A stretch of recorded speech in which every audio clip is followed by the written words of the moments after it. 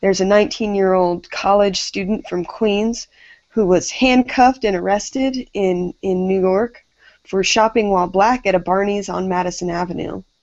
The little bastard had the audacity to save his money through a part-time job in order to buy a luxury belt that was obviously crafted only for white people.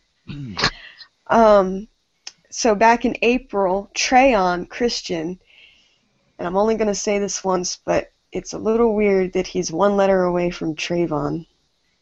Anyway, Trayon Christian went to the store, bought the belt, and walked out. No problem.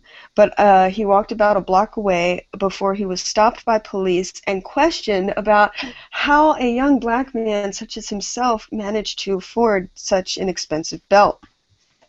And when Trayon told him that he bought the belt, police didn't believe him and brought him down to the precinct, where the young man showed them his ID, his debit card, and the receipt for the belt. Well, they still thought it was fake and that he was pulling some sort of fraud, and the police held him until they eventually called his bank and confirmed his identity, at which point they finally released him. And later, it's sad because, I mean, this completely ruined his image of the police and the justice system and reinforced all of his ideas about their level of discrimination and level of injustice. And he said that he returned the belt later on because he no longer wanted to have anything to do with it, and there were only negative connotations attached to that belt now. So he is now suing for damages caused by his physical and mental distress and humiliation. But, I mean, apparently this is an epidemic, especially at least in New York right now, because he's not the only one that is suing the NYPD for unlawful detention and arrest. Even rich celebrities are not exempt from this, this level of racism. A 29-year-old Rob Brown is the co-star of the 2000 Sean Connery film Finding Forrester. He was also a star in the HBO show Trem, and he was unlawfully detained by NYPD for buying his mom a watch at Macy's. He was also illegally searched. This is the third black New Yorker that is suing suing the NYPD over shopping while black. And this is the third incident since May. He notes that this made him also miss his mother's graduation. The police harassing him and detaining him caused him to miss his mother's college graduation, time which he says he will never get back. And he was detained for over an hour.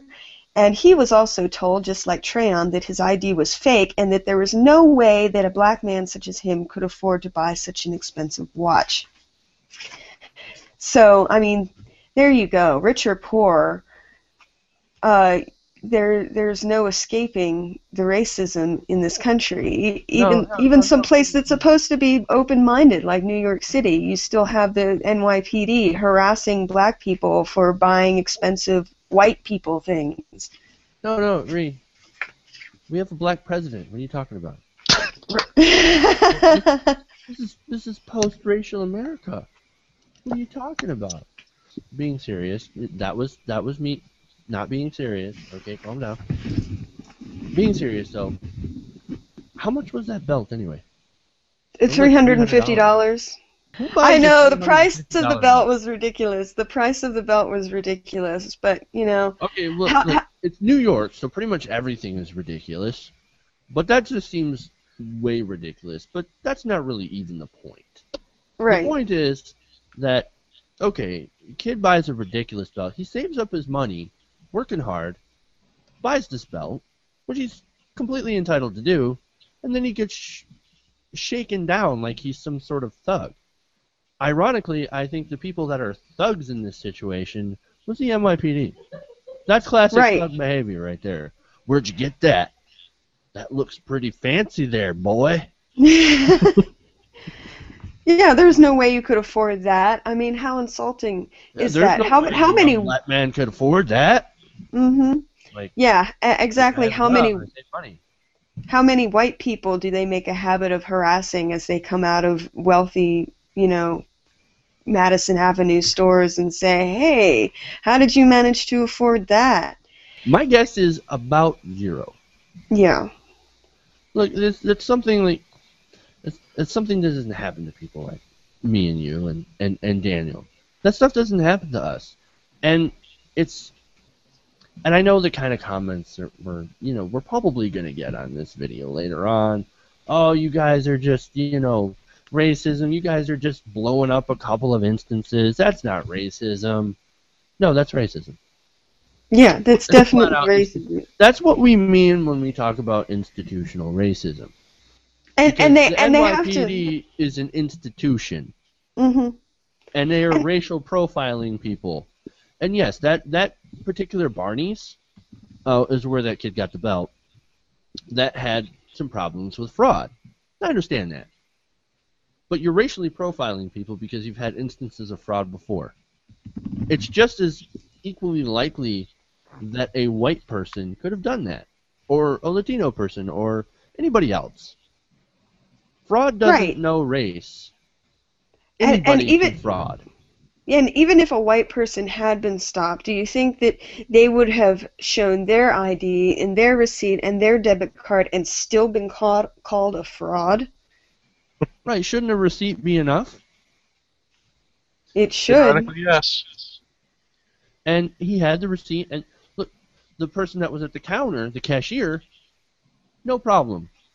Mhm. If they would have had a problem with it, they wouldn't have ran it, and it wouldn't have went through. So what's the assumption here? That it Right. was either a fake debit card or stolen money put into Well, his bank account. yeah, and it would have to have been a very elaborate fraud job for him to go through all the trouble of getting a fake ID so that he could use his fake debit card so that he could buy one A belt. $300 belt? Really? That seems pretty elaborate for a freaking belt. No kidding. Yeah, exactly. It's illogical and it reinforces, the notion that these cops were obviously doing it on purpose for racial reasons. Well, it's just like the issue with NYPD stop and frisk. Oh, Mhm. Who did they stop and frisk most? Right. minorities.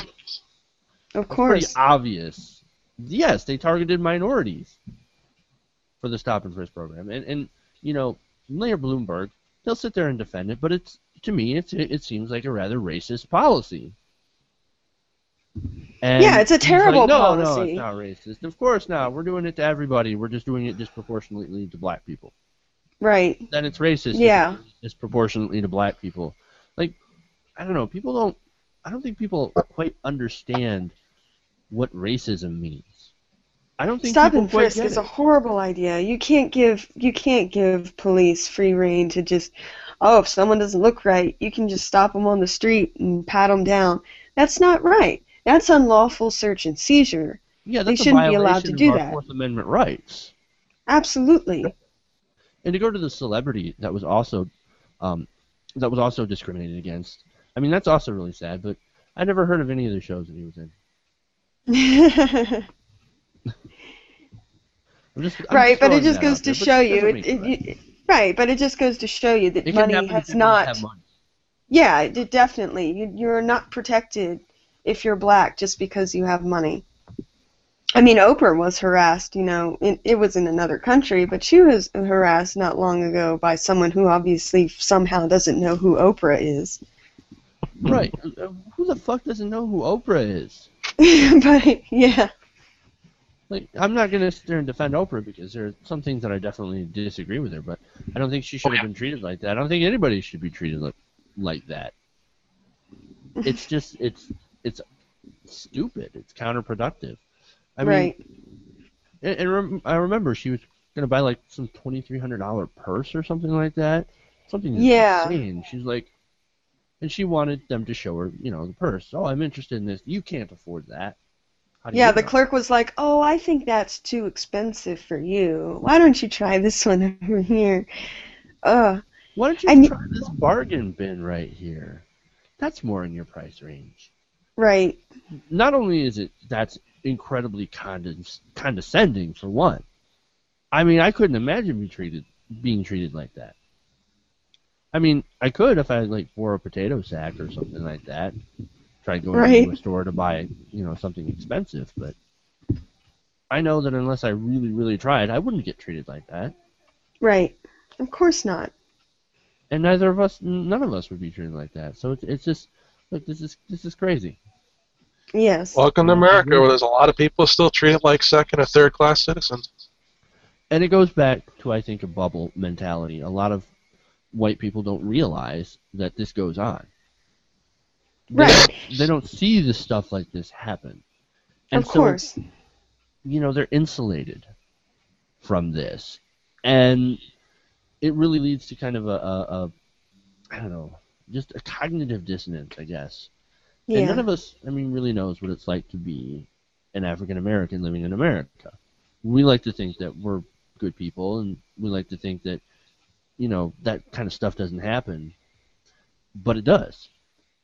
And and here's another thing, like, whenever we do stories where there's racism, there's always those few people that will look at us and be like, well, that's just, we'll denounce racism, and they'll look at us and they'll say, well, that you just have white guilt. Racism doesn't exist. You have white guilt. And that's the Right. stupidest thing I've ever seen. No, it's that kind of argument. It's from people who are, I would say that they're ignorant of what it's like to be an African American in here in America. And this shit happens, and we need to be more aware. Yes. And that's really all I have to say about that. We have to be more Right. aware of how we treat Yeah. people. Yeah, there are a lot of articles out there that, written by white people that are like, "Come on, white people, wake up. You got white privilege. You need to acknowledge that. You can't help it, but you have to acknowledge it and understand it and realize that you don't get it." And that And there are systems in place that have been here for, decades that we're not even aware of that discriminate. right. It's And just it's ingrained in the system so thoroughly that we don't even notice it's there. And it's not that there are people, well, there are, but not everybody is out there trying to perpetuate that system. There are certain people who are and who do, but it's not the majority of people. And it's just, it's again, it's that white privilege that we don't realize that we have. And Right. so we assume that everybody gets treated the same way that we do. But Speaking it's not true. on the subject, there's actually a great book by a salon owner named Joan Walsh, who wrote a book called What's the Matter with White People? That hits the nail on the head regarding the subject. Hey, thanks for watching this video. Please leave a comment below. And if you enjoyed this video, make sure to hit the like button and share with your friends. If you want to see more, go to our channel at youtube.com/tytnation. And if you really want to support the show, support this channel, go to our fundraising campaign at www.patreon.com/tytnation. The website is in the description below. Thank you guys, and keep watching.